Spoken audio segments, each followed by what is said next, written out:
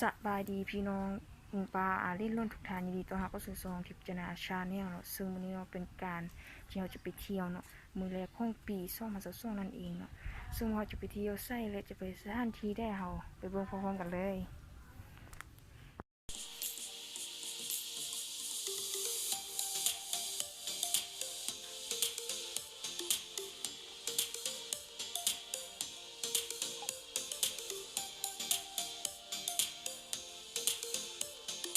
อันนี้เนาะเรามาลุตลาดมนูหลักเนาะก่อนจะไปขี่รถลิ้นเที่ยวนอกเนาะ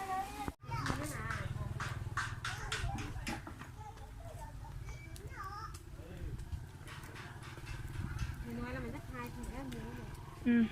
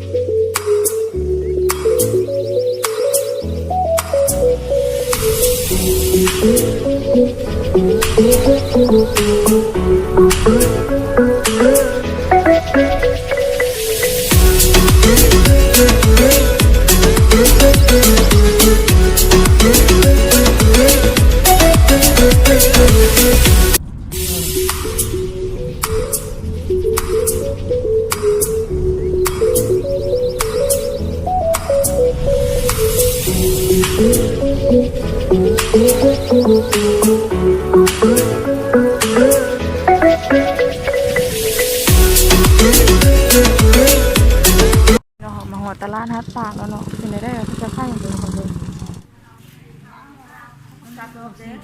ซื้อมือเซาแต่ละโลบังกรไอ้ฉันต้องมีกันนะแซ่บมีก็ได้ผู้ผันเนาะ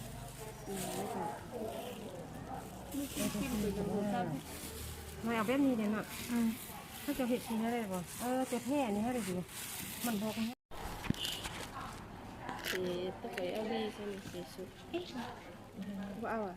เพี้ยนะมึง แล้วอันนี้เขาเอาอะไรเรียนแล้วของงูเห็ดลงเรา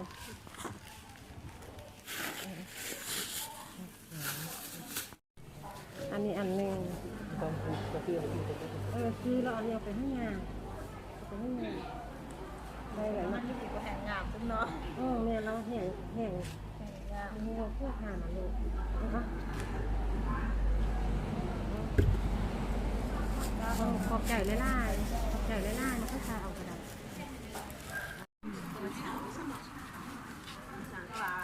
ผักขี้เท่าไหร่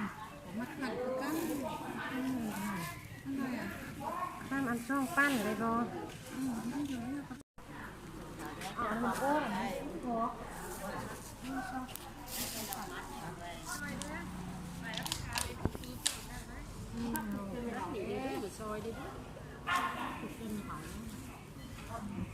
นี่ผักเกียง ไรเดอร์เนาะเพื่อนพระล่ามหนู ถ้าท่านมาคลิปนี้ก็อย่าลืมช่วยกดไลค์กดแชร์และกด subscribe และที่สำคัญอย่าลืมกดกระดิ่งเพื่อจะบอกพลาดคลิปใหม่ๆที่เราจะนำเสนอทุกทานแต่ละอาทิตย์นั่นเองและพบกันใหม่ในอาทิตย์หน้าสำหรับวันนี้สบายดี